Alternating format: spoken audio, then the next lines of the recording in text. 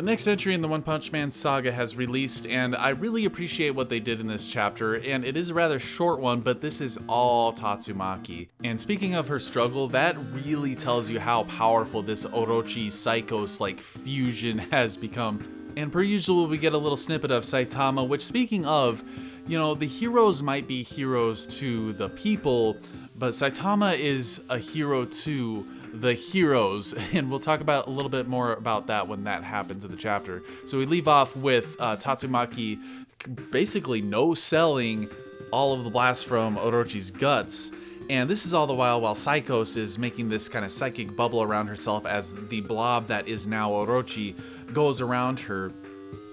And Tatsumaki's like, okay, you're not getting away from me, but of course the guts are just all over the place, so she's distracted, so she can't stop Psychos from going down into the guts, and she's like, I don't know how like wide and far these roots go.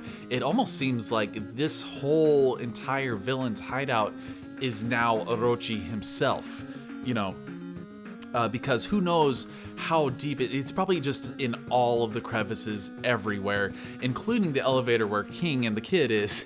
So that's very interesting. And what's really interesting is we get this very slight little hint of Tatsumaki's past in like a little bit more introspection into her character and motivations, which is really interesting and effective here.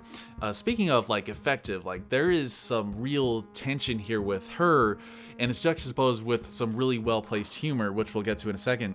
But Tatsumaki has this vision of her like caged up while these monsters are attacking it. She seems like she's helpless, so she's been sort of in this situation where these kids are now, so she can really empathize with them. She really wants to save these kids for reals. So she's like, okay, well now I'm tied up with this, so I'm hoping that you other worthless guys, you other heroes, are there to help save this kid, which, as we find out, King, or as we know, King already has the kid and he's on the elevator, which they do show. So Psychos is like, oh man, I'm really all up in Orochi now. This guy, this body is mine now. All this power is mine. And Orochi's like, nope, your body is mine. And that's like some dark hentai right there. But anyway, they kind of have this symbiotic, but Psychos kind of pushes herself a little bit and says, no, you're my pet, not the other way around. You get back in your cage. So she transforms into this really crazy like moth dragon looking thing. Like the design of this thing is really kind of creepy but interesting. And Tatsumaki's like, with her cocky attitude, is like, thanks for showing your true form. Now it'll just be easier for me to, you know, bash your face in. But she tries, and this is where it gets really cool. Since Psychos was having that tug of war with Orochi, they kind of seem to meet in the middle, and that's where this major fusion comes in.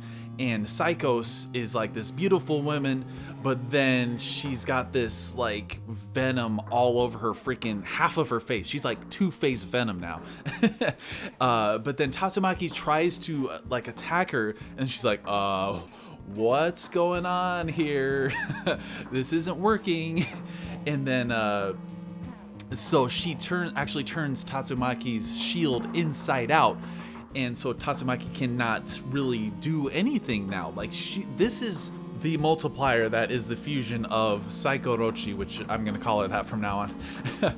But it's really cool how we're seeing this like big, almost, I feel like this is a psychic form of her with all of her hair tendrils coming around and going around, and she's like holding little Tatsumaki in the freaking palm of her hand. And it's funny that she still has her glasses, and Tatsumaki is just struggling here. Like the more she struggles, the worse off she is. And I'm loving that this, like, Tatsumaki is like the S-class hero. She had no problem up until this point, and now I'm really loving how she's actually having some struggle here. And look at the look on her face, like she looks like she cannot, like she's done for. Like, and I love how this manga shows like these top heroes that are basically done for. But as mentioned earlier, the hero's hero, Saitama, comes in and punches. This is freaking hilarious, guys. Like a blob of Orochi comes in and tries to grab his head, but it's so bald it slips off, and he's like, hey, don't touch my head, and freaking bashes it, saving Tatsumaki and also saving King and the kid, because it causes some bricks to fall in the counterweight to the freaking elevator that they're going up on. This is some freaking awesome timing here.